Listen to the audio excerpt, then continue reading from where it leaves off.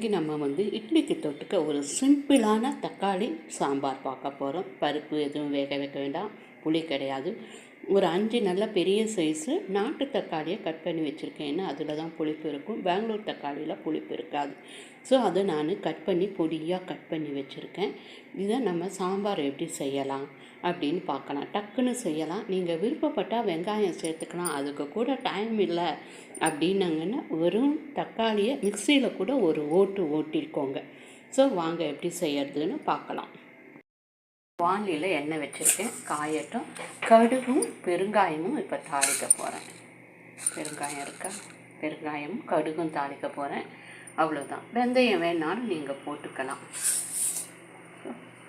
கடுகுலாம் பொரியட்டும். இந்த தக்காளியை போட்டு நல்லா வதக்கலாம்.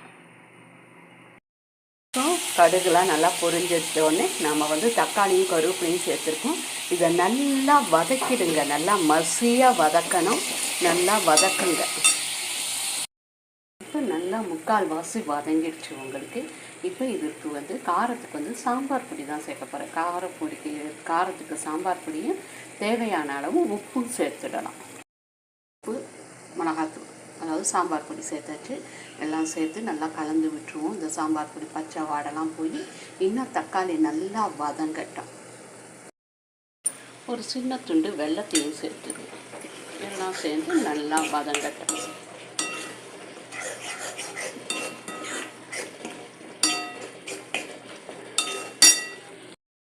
தக்காளி பாருங்கள் நல்லா மசியாக வெந்துட்டு பொடி வாடெல்லாம் போயிடுச்சு.